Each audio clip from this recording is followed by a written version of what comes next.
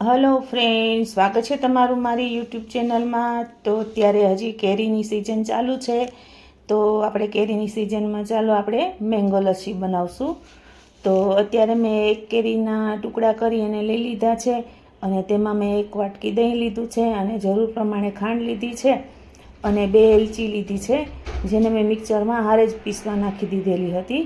તો ચાલો આપણે અત્યારે મેંગો લસ્સી બનાવશું। તો જો આ રીતે મેં કેરીના ટુકડા કરી અને મિક્સરમાં લીધા છે, અને એમાં દહીં નાખી અને તેની સાથે જ મેં એમાં ખાંડ ઉમેરી દીધી છે, અને એ પણ તમારા સ્વાદ પ્રમાણે તમે નાખી શકો છો। જેને જેટલું ગળું ભાવતું હોય તેટલા પ્રમાણમાં તમે ખાંડ એડ કરી શકો છો। તો હવે મેં ખાંડ નાખી અને એમાં એની જોડે જ તે બરફના ટુકડા નાખી દીધા હતા, કેમ કે ખાંડ છે, બરફ નાખીએ તો ખાંડ એકદમ સરસ મજાની પીસાઈ જાય છે। આ રીતે મેં મેંગો લસ્સી બનાવેલી છે। તો જો સરસ મજાની પ્યુરી આપણી કમ્પ્લીટ થઈ ગઈ છે, કેવી સરસ લાગે છે, જો સરસ મસ્ત બની ગઈ છે। તો આપણી મેંગો લસ્સી તૈયાર છે। તો હવે આપણે તેને સર્વ કરશું। તો અત્યારે હું 2 પ્રકારથી મેંગો લસ્સીને સર્વિંગ બાઉલમાં નાખીશ। એક આ રીતે મેં એક કપ લીધો છે, જેમાં આપણે લસ્સી નાખી અને તેને 3 કલાક ફ્રીઝરમાં જામવા માટે મૂકી દઈશું। જેવી કે જામેલી લસ્સી, આપણે જે શીતલની લસ્સી આવે છે એ રીતના મેં આ રીતે બનાવી છે, જેને હું ફ્રીજમાં 3 કલાક માટે રાખી દઈશ, અને બાકી જે વધી છે તેને હું આ રીતે ગ્લાસમાં સર્વ કરીશ।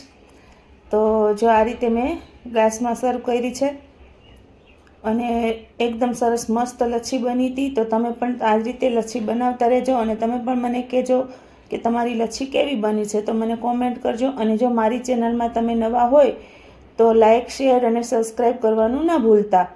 તો જો આ રીતે મેં સરસ મજાની મેંગો લસ્સી તૈયાર કરી, અને તેને મેં ડ્રાયફ્રૂટથી સહેજ ડેકોર કરેલી છે। તો જો આપણી લસ્સી કેવી બની છે તે મને તમે જણાવશો। જો જોવામાં તો બહુ મસ્ત છે, એવી જ તે સ્વાદમાં પણ એ જ રીતે બહુ જ સરસ ટેસ્ટી અને મસ્ત બની હતી। તો સરસ મજાની આપણી મેંગો લસ્સી જો તૈયાર છે। આ રીતે મેં 3 ગ્લાસ આ રીતે બનાવ્યા છે, અને 1 ગ્લાસ મેં ફ્રીઝરમાં જામવા માટે મૂકી દીધેલો છે। તેને આપણે 3 કલાક પછી કાઢી અને ચેક કરશું, અને જોઈશું કે એ લસ્સી આપણી જામેલી લસ્સી પણ સ્વાદમાં કેવી લાગે છે। તો એ તો બહુ મસ્ત જ હોય છે। જો કે મેં તો ખાધેલી છે જામેલી લસ્સી, તમે પણ ખાધી હશે તો મને જણાવજો કે જામેલી લસ્સી વધારે ભાવે કે આ રીતની ભાવે। તો જો આ રીતે મેં લસ્સી તૈયાર કરી હતી, અને હવે આપણે ફ્રીજમાં જોઈ લઈએ તો એને 3 કલાક થઈ ગયા છે, અને એ લસ્સી પણ બહુ મસ્ત એકદમ સરસ જામી ગઈ હતી।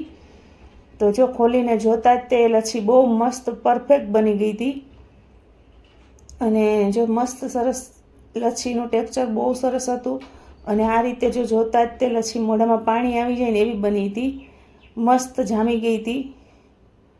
અને જો ટેસ્ટ કરતા તો એટલી સરસ લાગતી કે મસ્ત લસ્સી બની હતી, જો કેવી સરસ છે। તો તમે પણ આ રીતે લસ્સી બનાવી અને જમાવો છો કે એ જ રીતે પીવો છો તે મને જણાવશો। તો મારી ચેનલમાં નવા હોય તો લાઇક, શેર અને સબસ્ક્રાઈબ કરવાનું ભૂલતા નહીં। Bye bye.